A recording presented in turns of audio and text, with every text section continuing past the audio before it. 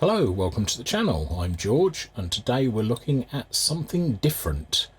I'm going back to doing an old radio restore project, but it's not just an old radio, not just any old radio anyway. What we're going to be looking at is a Regentone Multi 99 from 1953. So let's take a look at it and see what it looks like. Many of you who've visited this channel before and have watched me worked on things, you'll have seen that there'll be, at this point, lots of multi-camera shots of this particular piece of equipment. As you see, I'm trying to get in shot myself.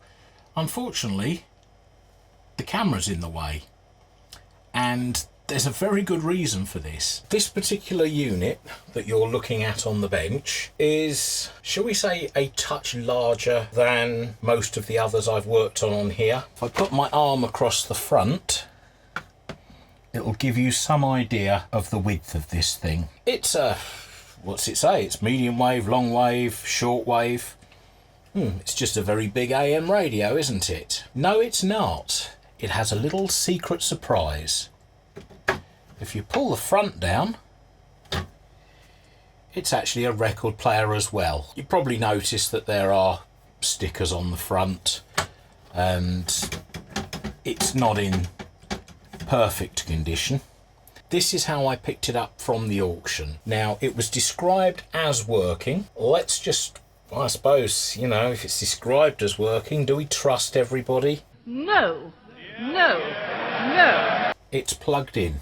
Let's fire it up and see what happens, shall we? On the left-hand side of the set, down here, you will find the volume and the tone controls. Now, at the moment, it's set to long wave. There doesn't seem to be any sort of pilot light on the screen.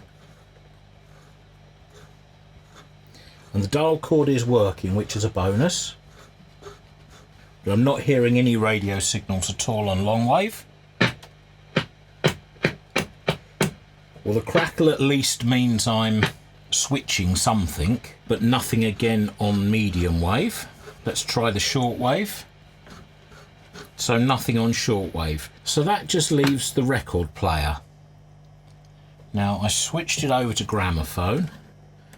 Let's just pull the front of this down. Let's put that on. Now there is a light under there. So let's click the on button.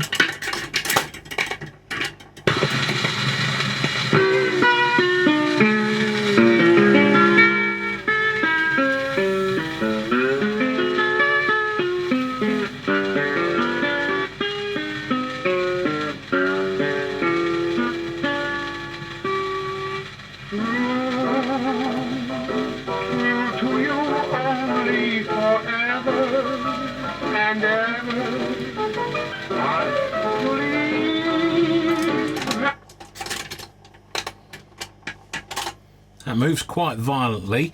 The turntable obviously works. So at this point, we're on to a winner. We've got to just figure out what in the radio is not working.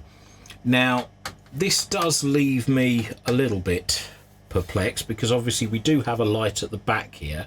Now, I'm wondering if that is meant to be the dial light.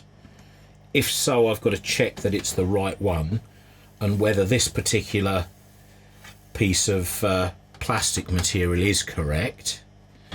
Also, it's been re-glued several times. You can see evidence of that round the edges. It's not in bad condition. We have a crack in the plastic here and here, and one starting to form there. We also have a little bit of damage to the finish here. It looks more like wear than it does anything else, which is rather strange. It's got its own scratches and dings. It's by no means a perfect piece of equipment. I think what I'm going to do is I'm going to turn it round, take the back off and have a look what we're dealing with. we're looking in the back, and you don't really see much except the back of the turntable, which is a little bit mucky, and a lot of dust in the bottom. Looking at what we've got in there, it's actually a very small chassis. It only seems to be dust on the actual chassis and in the cabinet. There doesn't seem to be a great deal of corrosion or dirt, so it looks like it's been kept fairly dry. What else can we say? Well, certainly on the bottom of the output transformer down here, there is a very waxy looking capacitor, so that gives me some indication that this thing has probably never been touched since it was manufactured. I don't know whether the valves are original. They're all Mullards. We've got an EL84 and EBC41, EC41, and I believe an ECH41 in the back corner there. And the rectifier should be, and I say should be, something like an EZ80 or an EZ81, but I will look at the circuit diagram to confirm that. And it looks like I'm going to be undoing the bottom section of this. There's this inspection plate here, so I think it needs turning over and looking at from that side. So let's get on with that then.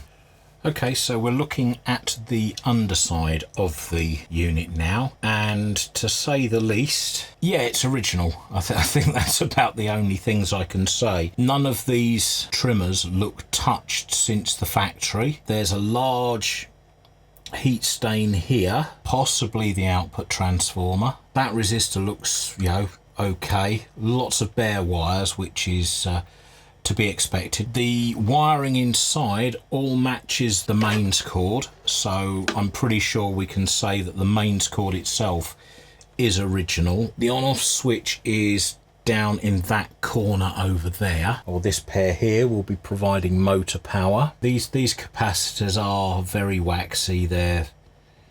Some have got evidence of heat. These resistors, that one's got wax on it, so something's melted on it, probably the capacitor underneath. It looks like I could be in, and that one there, it looks like I could be in for a number of component changes because of these resistors going out of tolerance.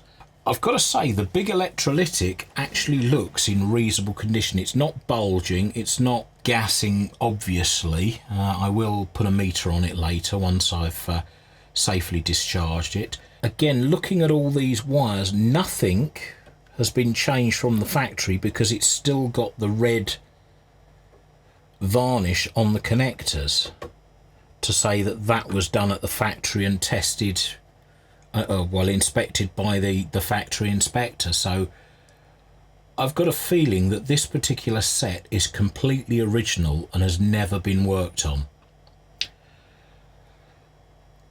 Oh, it's not any more of a challenge, I'll be honest. It's not any more of a challenge. I think it just means that there may be more work needing to be done than just a quick change a couple of capacitors and we're away. I think we're going to have to look at this quite in depth and figure out exactly which way I'm going to go with it.